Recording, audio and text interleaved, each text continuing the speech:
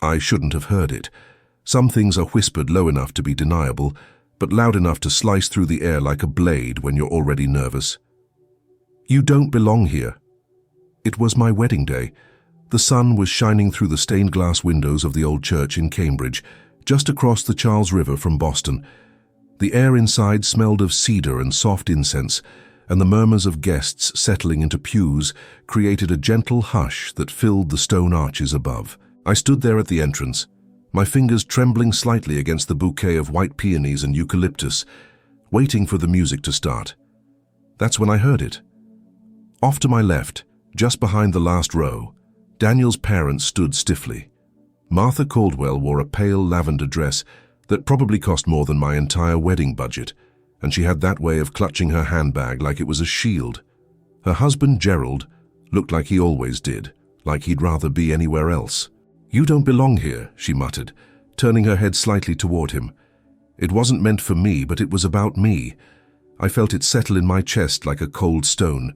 2 years of polite smiles, of carefully worded texts, of trying to find the right moments to talk about my job, my background, my family. It had all been tolerated, nothing more. I came from Worcester. My dad worked at a mechanic's shop. My mum passed when I was 15. I never went to college. I waitressed, paid rent late, and loved their son with the quiet desperation of someone who'd never had anything handed to her. But now, apparently, I was taking something they thought didn't belong to me. I took a breath, not sure what to do with my hands. The veil felt heavier suddenly. That's when Father Matthew stepped out from behind the altar, quiet and composed, like he had just remembered something. He approached me, discreet and calm. He held out a small velvet box, midnight blue. "This is from him," he said softly. "He wanted you to have it before you walked down the aisle." I opened it with fingers that weren't quite steady.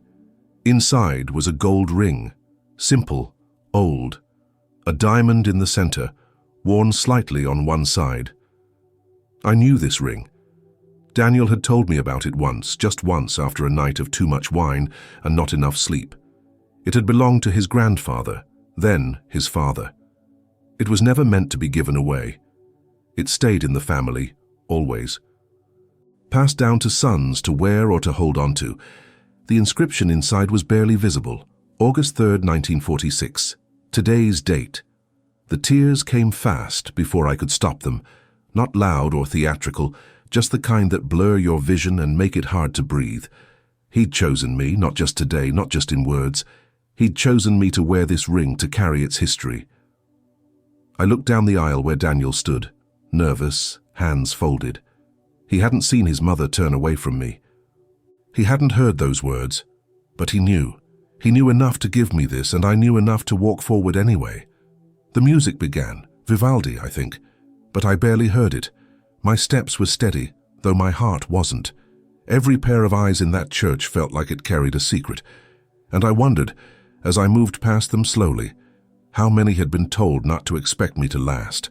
How many had nodded politely when Daniel insisted he was sure. I saw him then. Daniel. He looked nervous, but when his eyes met mine, something shifted in his face. Relief, maybe. Or pride. Or 1,000 quiet rebellions against what he'd been raised to believe. I kept my gaze locked on his as I walked. My father wasn't beside me. He'd refused to come, said it was too far, that he didn't believe in weddings that weren't done the old way. We hadn't spoken much since I moved in with Daniel a year ago. I told myself I was fine with that he didn't understand me anyway. But now, with the hush of the church swallowing each step I took, I felt that absence like an echo inside my bones. When I reached the altar, Daniel reached for my hand. His thumb brushed against my wrist, one of those silent gestures he always used when he sensed I needed grounding. And I did. God, I did. The ceremony began. Father Matthew's voice was calm, rhythmic, comforting. But beneath every word he spoke, I could feel the tension behind me like a current. Daniel's mother wouldn't look at me, not once, but I could feel her watching us, watching him. She had always believed Daniel would end up with someone better, someone with a pedigree, a proper lineage, not a girl who grew up in a 2-bedroom apartment with a broken heater and a dad who spent Christmas drunk. As the vows began, my hands trembled. I tried to steady them, to hold Daniel's with a confidence I didn't feel. I, Daniel, take you, Emily. It felt like time slowed. Each word was heavy, deliberate. I looked into his eyes, searching them for doubt, but I didn't see any, just warmth, determination. Then it was my turn. I, Emily, take you, Daniel. And as I said his name, I saw his mother shift in her seat, a slight, almost imperceptible shake of her head. It wasn't theatrical, it was worse, it was real. A gesture of someone who had already grieved something they considered lost. I almost stumbled over my next word, but I didn't. I pushed through. To have and to hold from this day forward. I said every word like it was a prayer, not just to him, but to the life I had built from scraps, the life I was claiming. Then came the rings. Daniel took mine, a thin band that we'd chosen together at a small shop in Somerville. But as I reached for his, he paused. I'd like her to place this one, he said, turning to Father Matthew. The priest opened the velvet box I'd carried down the aisle. A beat of silence, confusion from the front row. Then whispers. Martha's sharp inhale. Gerald's eyes narrowing, but Daniel didn't flinch. He took the family ring from the box and held it out to me. I looked at him, stunned. "You're sure?" I whispered. He nodded. "You belong, Em. With me. With this." I slid the ring onto his finger. My hand was shaking again. Not from fear this time, but from the weight of what it meant.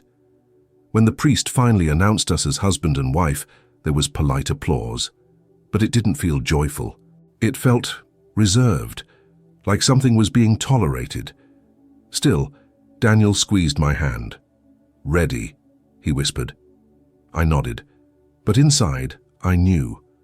This was just the beginning, and not of the life I thought I was walking into. The reception was held at a historic inn just outside Boston, a place Daniel's parents had insisted on booking. I should have known then that it wasn't generosity, it was control. Everything about that venue screamed their taste, not ours. The floral arrangements were too neat, the linens too crisp. Even the string quartet playing in the corner seemed like it had been chosen to impress a list of guests we barely knew. But the food was good. And Daniel, standing beside me with his tie loosened and his hand never far from mine, kept me tethered. He gave small toasts, shook hands with distant cousins, and whispered jokes in my ear every time he saw me retreat into myself. Still, I couldn't relax. At one point I stepped away to find the restroom.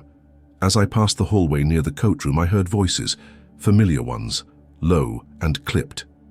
"She'll never fit in," Martha said.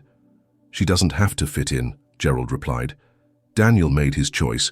We'll just have to wait for it to fall apart." There was a pause. "Or help it along." The blood drained from my face.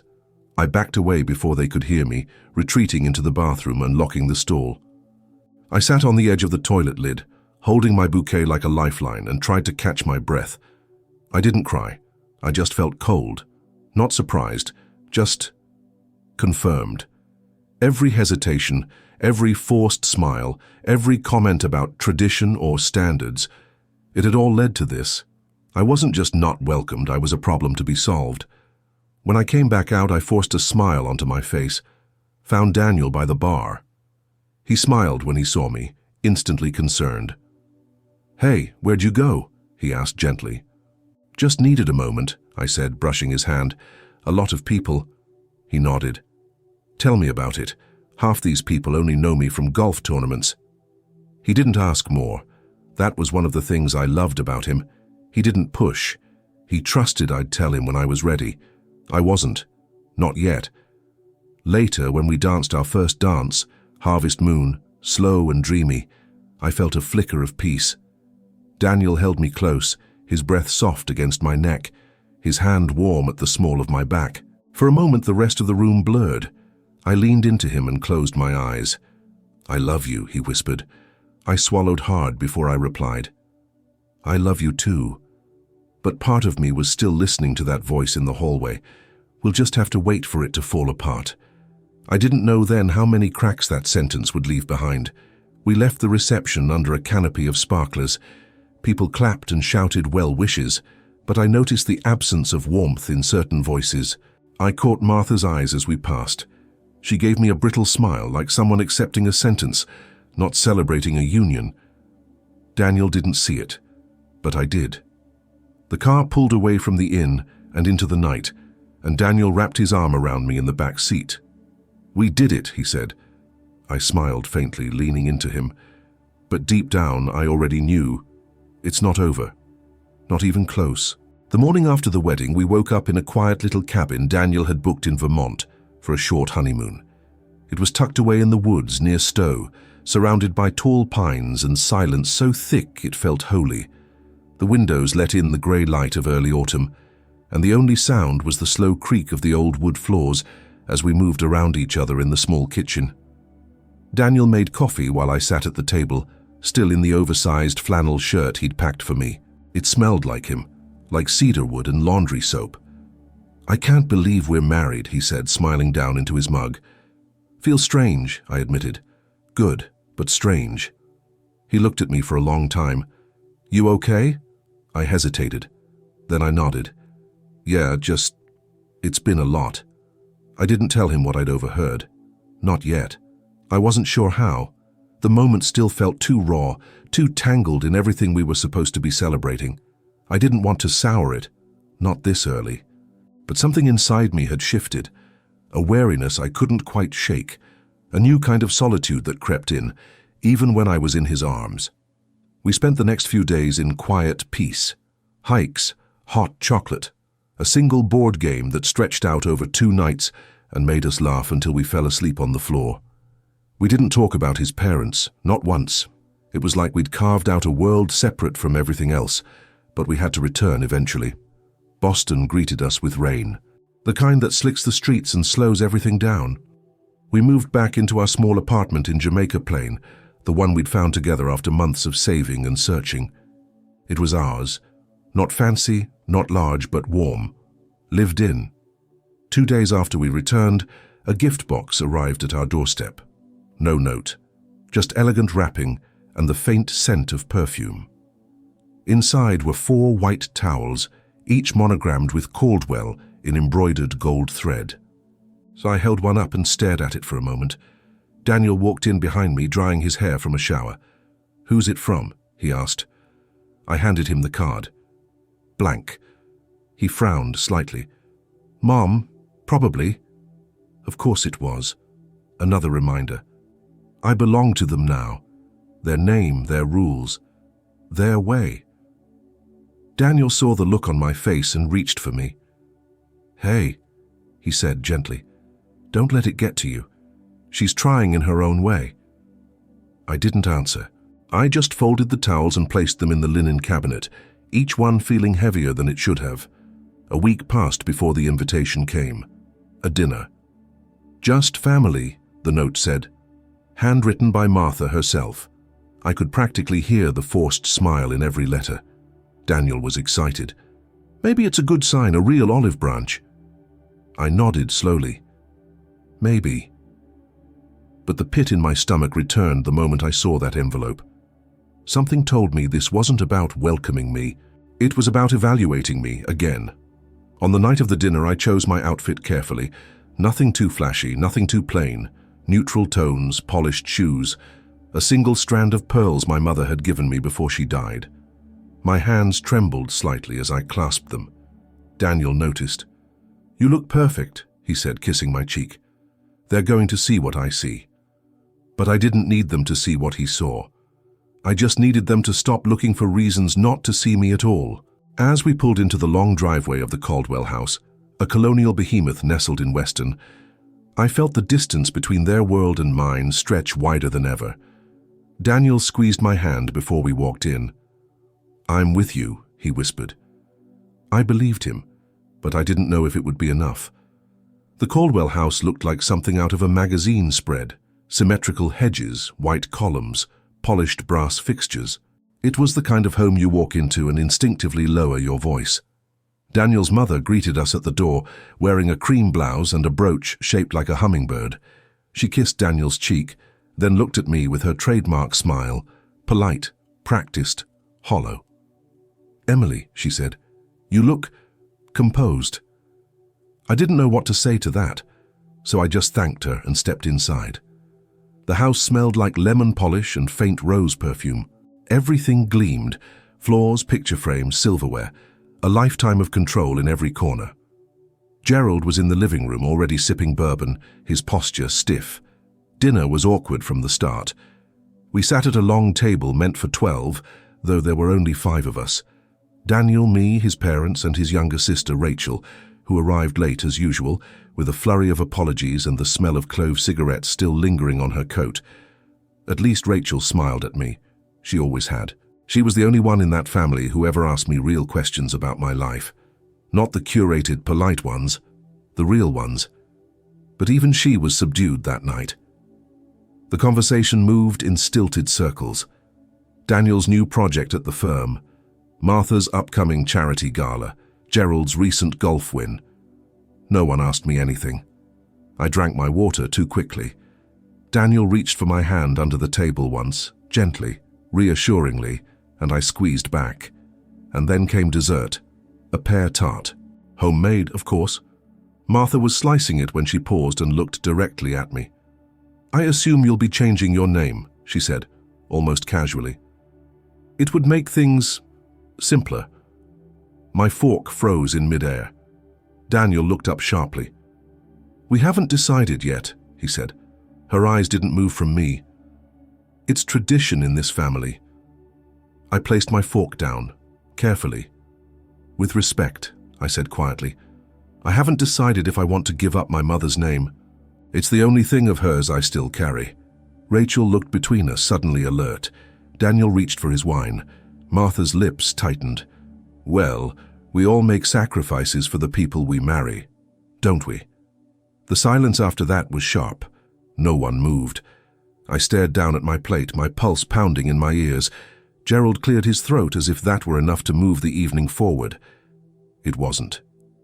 After dinner, while Daniel was helping Rachel in the kitchen, Martha approached me in the hallway. She didn't smile this time. "I know you think love is enough," she said quietly, "but it won't hold if you keep challenging what this family is built on." I met her gaze. For the first time, I didn't flinch. "I'm not here to tear anything down," I said, "but I won't disappear into your expectations just to survive it." Her expression didn't change, but I saw something flicker in her eyes. Something I couldn't name. Disappointment, maybe, or recognition.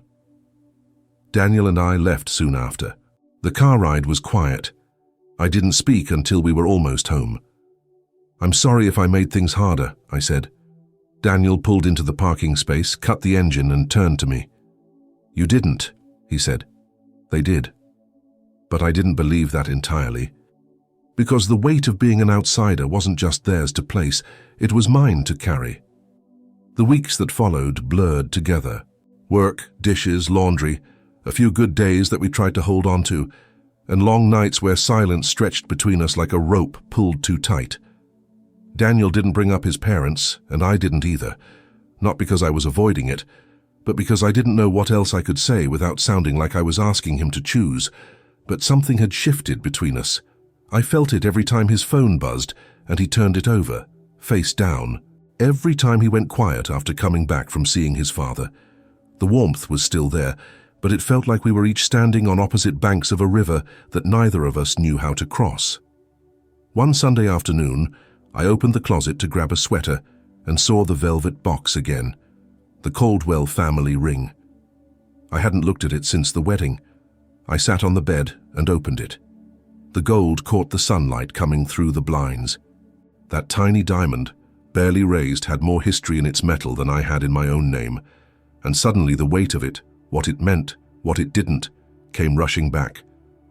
Daniel walked in and saw me holding it. "You okay?" he asked. I nodded, but didn't close the box. "Do you ever regret giving it to me?" I asked quietly. His eyes softened. "Never." I looked at him. "Even if they do?" He sat beside me, elbows resting on his knees. "They never wanted me to give it away," he said. "They thought it should be kept, stored, passed down later maybe. Why did you go against them?" He was quiet for a moment. "Because this isn't about them," he said. "It never was." I wanted to believe that. I really did, but I could feel the cracks, the hesitations, the way he defended me less openly than he used to. 2 days later, I came home to find him sitting at the table with an envelope in his hand. "They want to have dinner again," he said. "Just us and them." I froze. "I said yes," he added almost too quickly. "I thought maybe if we kept trying it would get easier." I sat down across from him. "Easier for who?"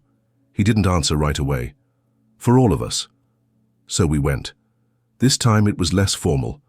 A restaurant, downtown. White tablecloths, but not the kind that smell like power. It felt deliberate, like they were trying to look casual. They asked about work, about the apartment, about when we might think of buying a house. It was civil, restrained. But then Martha said something that froze the air around the table. "You know," she said, cutting her salmon delicately, "when Gerald and I married, we knew it wasn't just about love. It was about alignment, about building something that fit." I said nothing, just stared at my plate. Daniel spoke up. "We're building something too, Mom.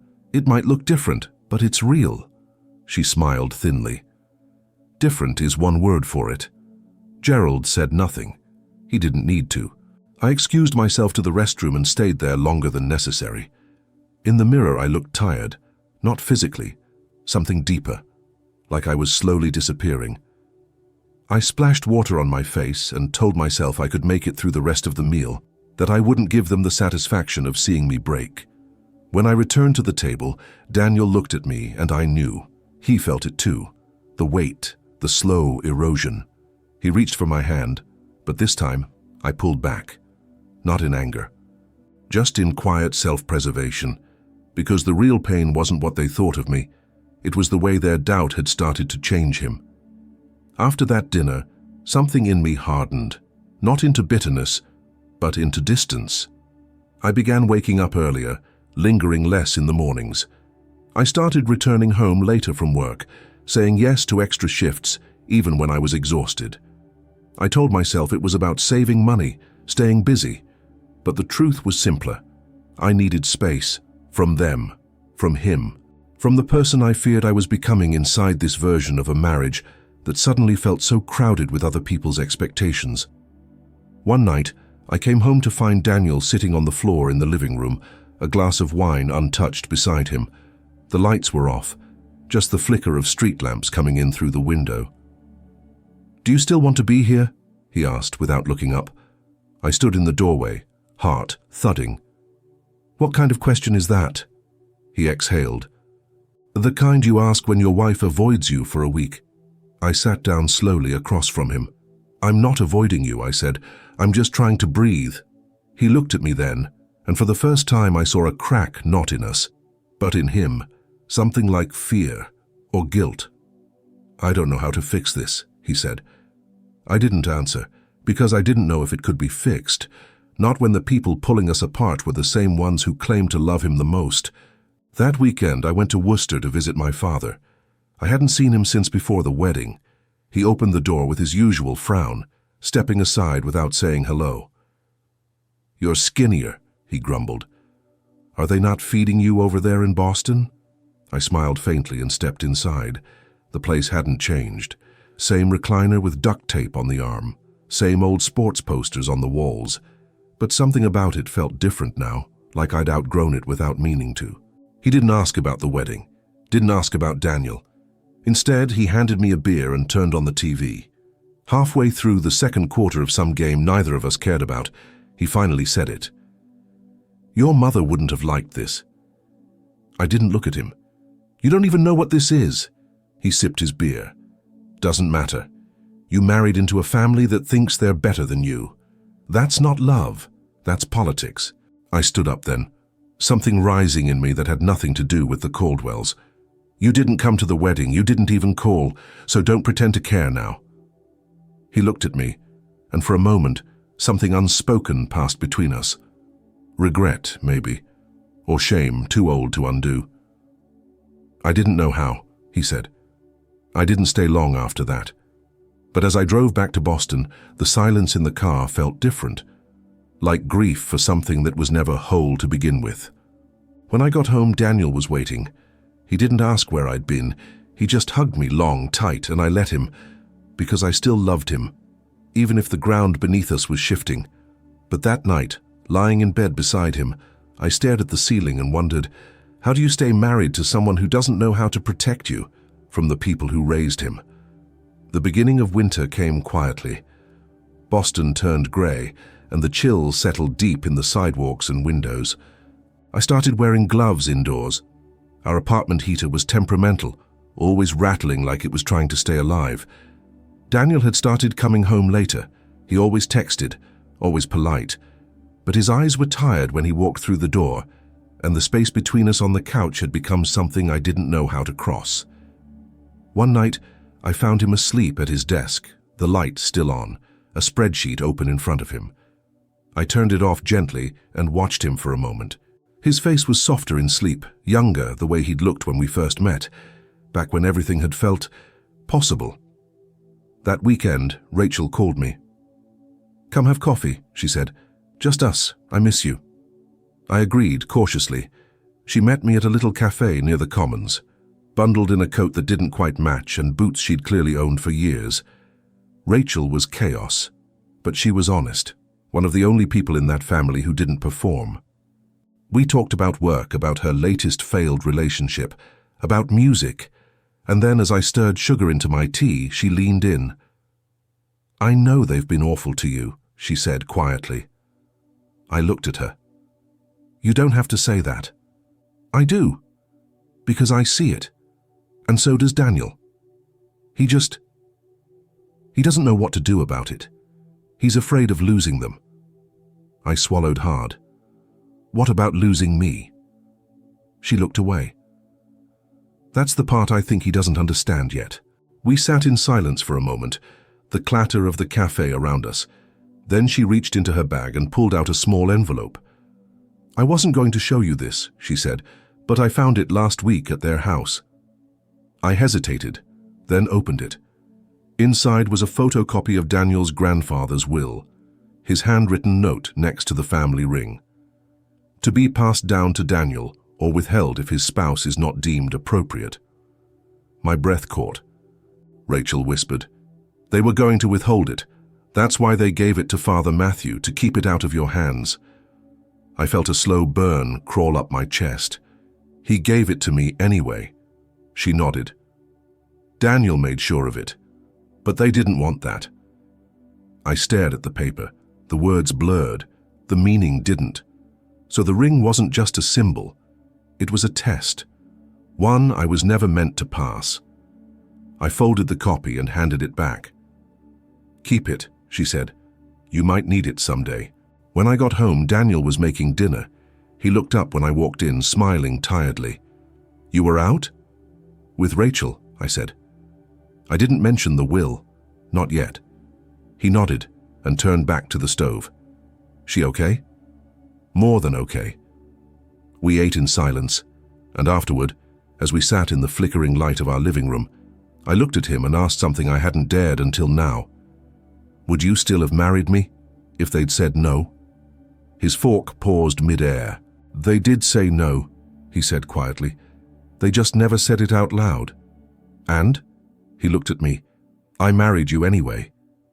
I wanted that to be enough, but now I knew how far they'd gone, and something in me was breaking open, because love without defense feels like abandonment in slow motion. It wasn't one big moment. It never is. It was in the quiet things. Daniel forgetting to tell me about his parents visiting the city. A dinner he went to just to keep the peace without mentioning it beforehand. The way he hesitated now sometimes before touching me in front of them. He wasn't pulling away with cruelty. That would have been easier to name, easier to fight. No.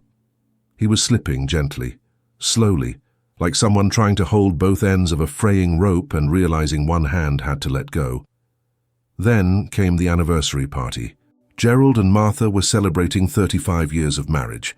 And of course there was a formal dinner at their house, catered and polished, full of glass and silver and words that only sounded kind. Daniel wanted us to go. "They're trying," he said. "This is a chance." I didn't answer right away. I stood in front of the mirror, touching the edge of the necklace I wore, my mother's, one of the few things of hers I had left. I wore it on days I needed courage. Finally, I nodded. "Okay, I'll go." That night, the Caldwell house was full of people I didn't know and music that didn't seem to match the energy in the room. Martha greeted me like I was a guest on borrowed time.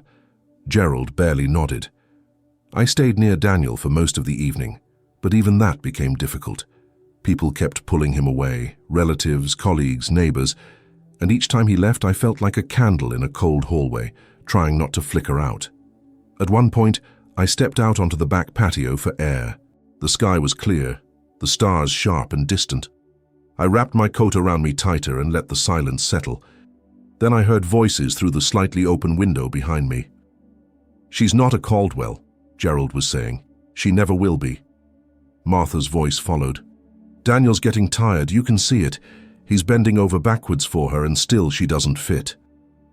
He'll see it soon enough." The air left my lungs. I turned and walked quickly across the yard, out of the circle of light cast by the house. I didn't cry.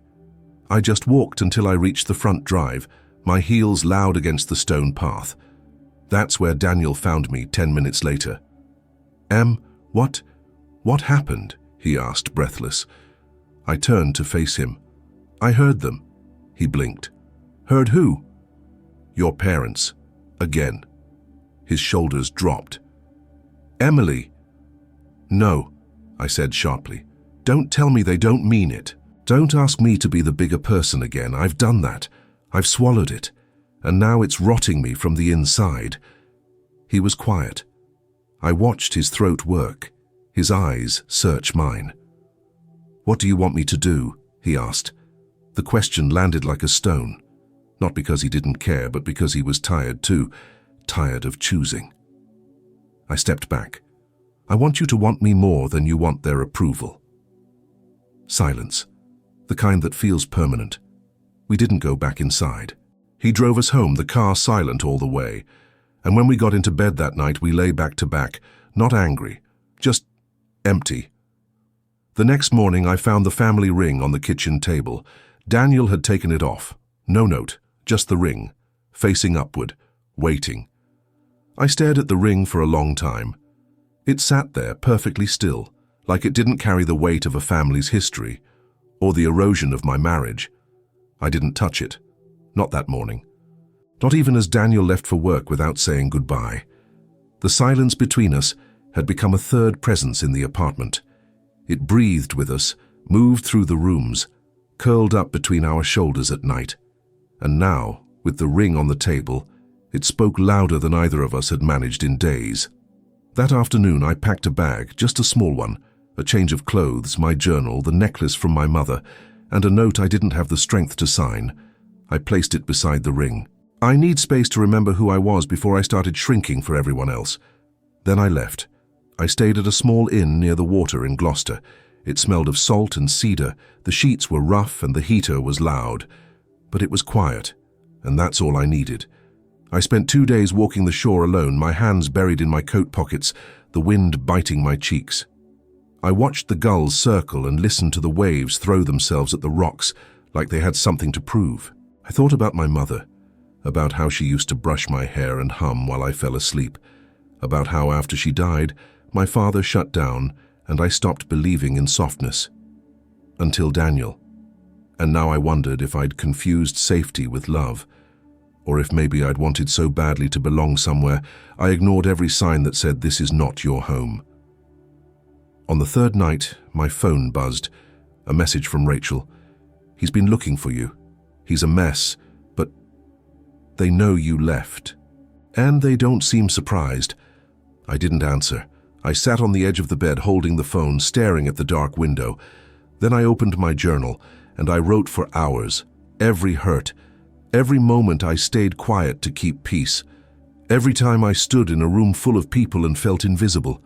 I wrote until my hand cramped, until the ink smeared from my fingers. I didn't want to go back, not to the same silence, not to the same imbalance. But then, the next morning, Someone knocked on my door. I opened it to find Daniel standing there, unshaven, eyes red-rimmed, holding the velvet box in both hands. He didn't speak for a moment, just stood in the doorway, breathing hard like he'd run. Then he opened the box. The ring was still there. "I took it off," he said, "because I thought I was failing at being yours, at protecting us, and I was." I said nothing. He looked down, then back up. "I gave it to you because I chose you.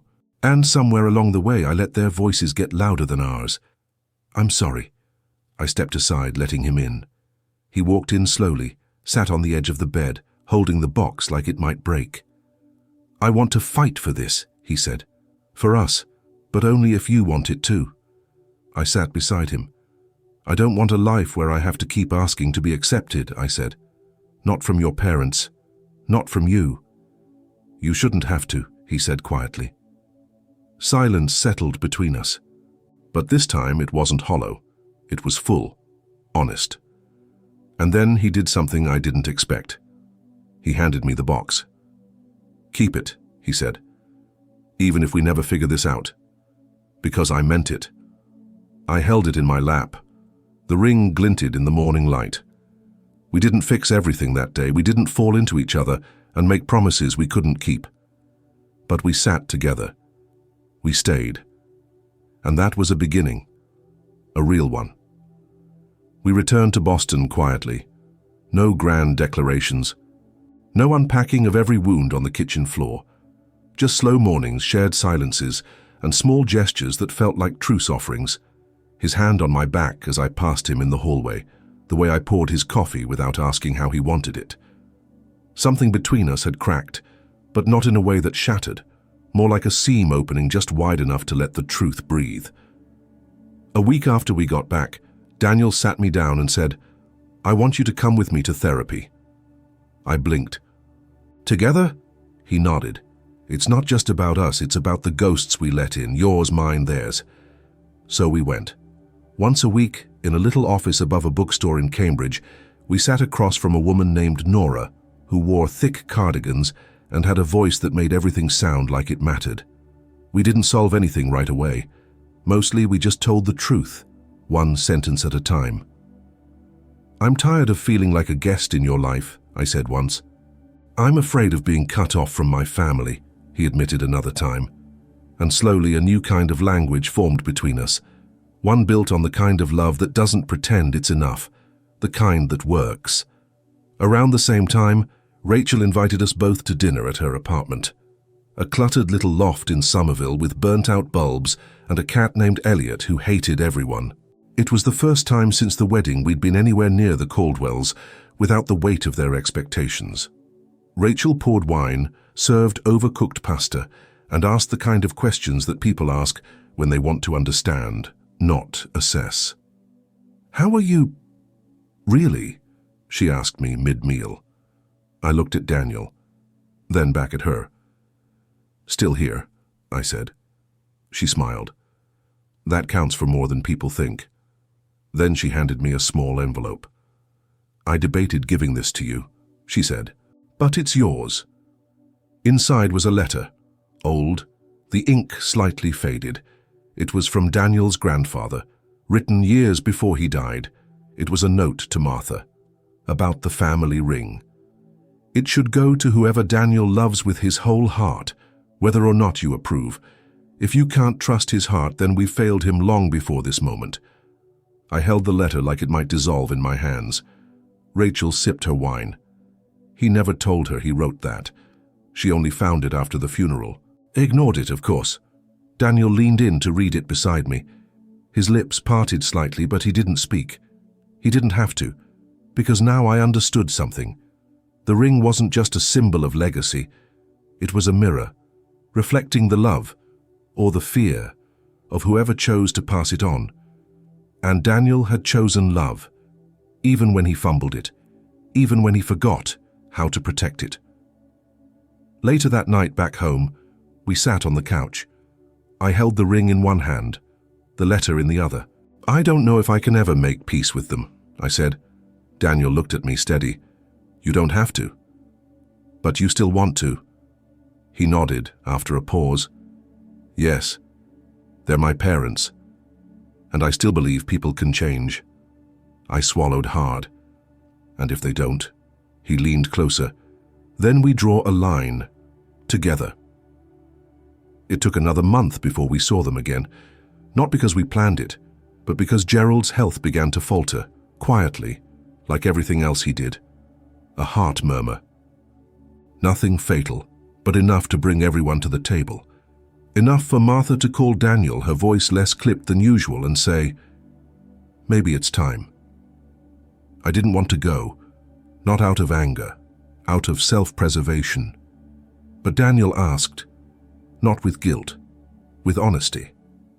"I don't expect anything to change," he said, "but I want them to see you for who you are, and if they still choose not to, then at least we'll know."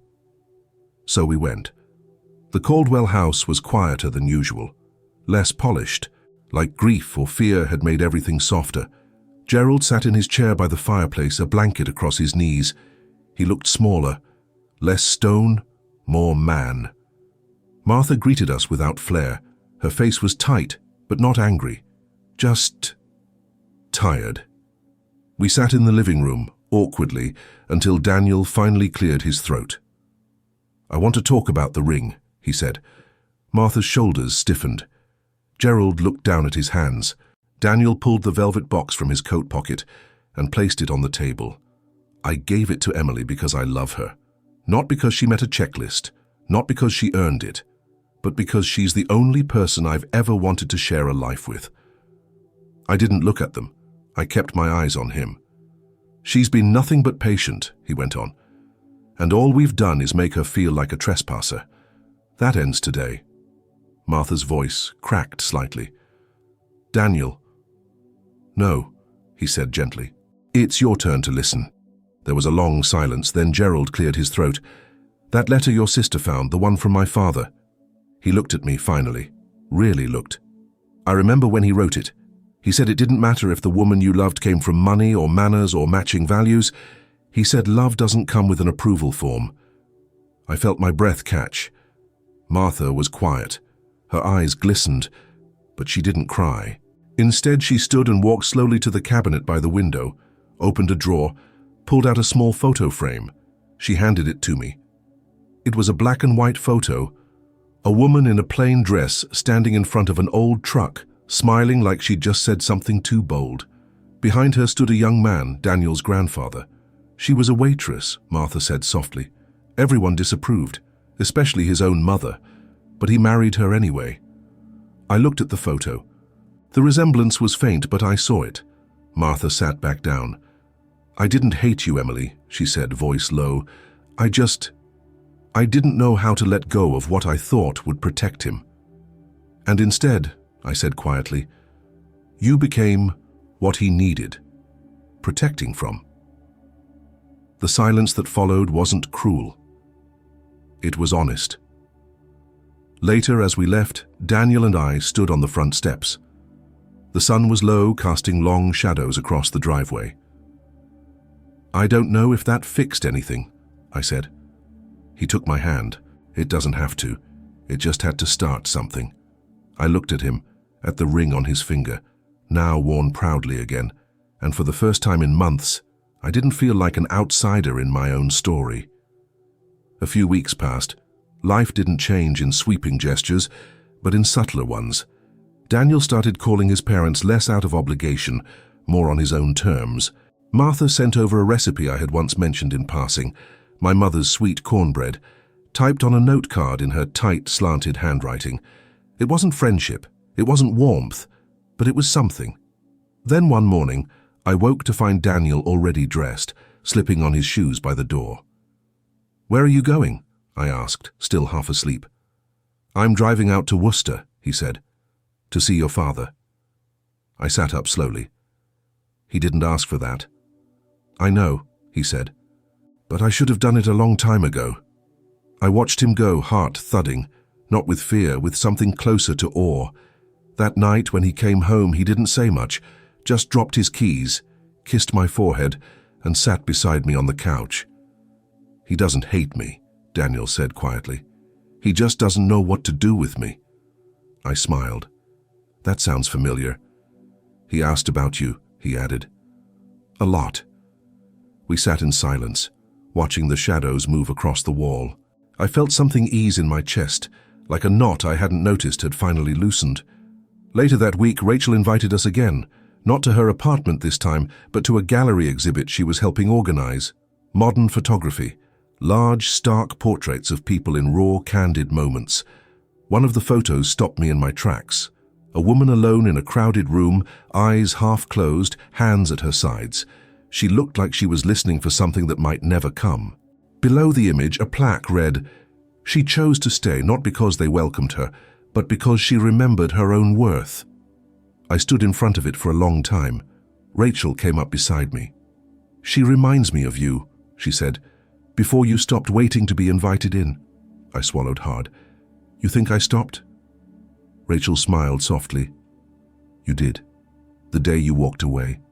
And again, the day you came back. On your own terms."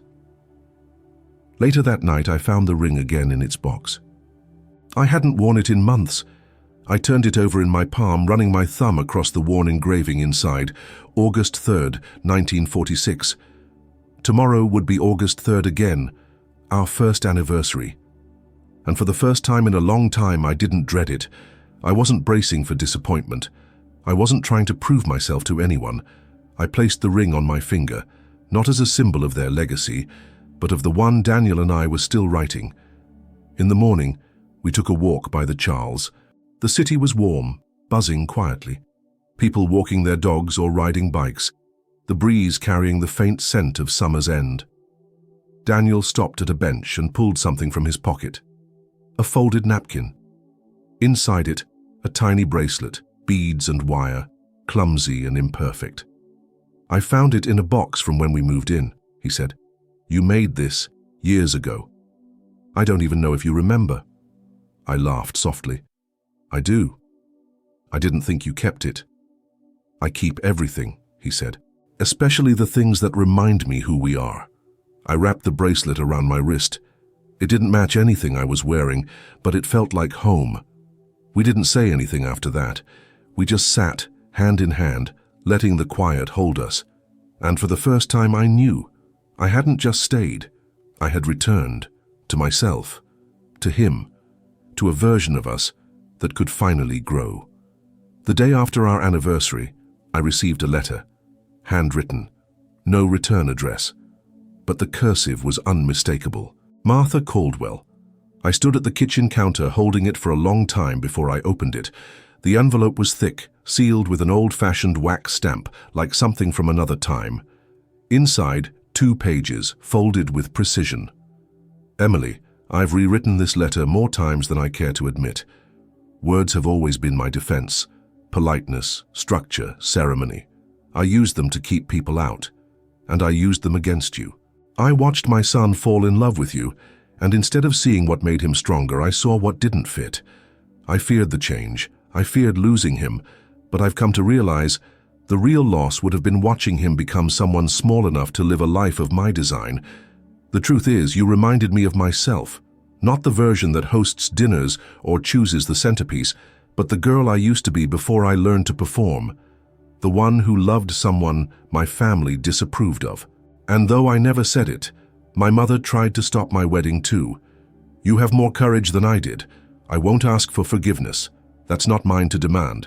But I hope that in time, you'll let me sit near you, not to claim space, but to learn how to be in yours. Respectfully, Martha. I read it twice, then a third time. Daniel was still asleep. The morning light was soft through the blinds, our living room still half-shadowed. I placed the letter gently on the table and sat with it, heart pounding with something I hadn't felt in years. Permission, not to forget, but to stop defending my existence. Later that day, Daniel saw the letter. He read it quietly, then looked at me. "What do you want to do?" he asked. I didn't answer right away, because I didn't know. But that weekend, Martha called. She didn't mention the letter. She simply said, "We're having a small lunch, just the 4 of us. You're invited." And for the first time I said yes without bracing for pain. It wasn't dramatic. There were no tears, no speeches, just sandwiches, iced tea, and a table set with unmatched plates in their sunroom. Gerald nodded when we arrived. He didn't say much, but he stayed. And when he cleared his throat halfway through lunch and offered me another glass of tea, I saw it for what it was. An offering. Small, but real. Afterward, Rachel texted me, "They're awkward as hell, but they're trying.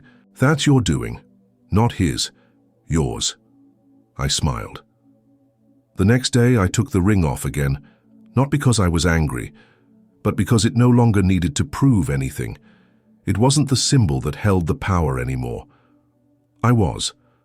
I placed it in a small wooden box, along with my mother's necklace, the bracelet Daniel had found, and the photo of Daniel's grandmother. My story wasn't written in metal or bloodlines. It was written in the choices I made when no one applauded, when no one noticed. Daniel came home that evening, pulled me into a hug and said, "You feel lighter." I whispered, "I think I am." Spring came slowly. The trees outside our apartment bloomed late that year, as if waiting for permission, and I found myself moving through the days with less armor, fewer rehearsals in my head before every conversation. I wasn't trying so hard to belong anymore, because I had finally chosen myself, and that was enough. Daniel and I didn't become perfect. We argued sometimes. We disagreed on money, on timelines, on what to make for dinner. But the space between us had changed. It wasn't something I had to reach across anymore. It was something we stood inside, together. One Sunday, as we walked along the river, Daniel reached into his jacket and held something out to me. Not the ring. A key. "What's this?" I asked, eyebrows raised. "To a house," he said. "Small one, north of here, near Gloucester. I didn't make an offer yet. I wanted you to see it first." I took the key in my palm. It was warm, slightly worn. "Do you want to leave the city?" I asked. He shook his head. "I want to build something that feels like ours, where no one else gets a say in how we live." I smiled. "Then I guess we go see it." The following week, we drove out there. A narrow driveway, a crooked fence, a tree leaning a little too close to the porch. Inside, the floors creaked. The kitchen was outdated. The windows fogged on the inside. I loved it. It wasn't about escape. It wasn't about running from the Caldwells or my father, or the silences I'd grown up with. It was about choosing a space where love didn't have to be defended, only lived in. We made the offer, and a month later, we moved. On our first night, we ate pizza on the floor, the lights still in boxes, the cat Rachel gifted us yowling from a corner like he was deeply unimpressed. Daniel opened a bottle of wine, poured 2 mismatched glasses, and raised his in a toast. "To all the people who told us we didn't belong." I smiled. "To all the ways they were wrong." We clinked glasses. We sat in the dark. And I let myself believe, not in fairy tales, not in perfect endings, but in the possibility of peace. And that was more than enough. The ring stayed in its box, not forgotten, just retired. Because belonging, I realized, doesn't come from someone handing you a legacy. It comes from writing your own.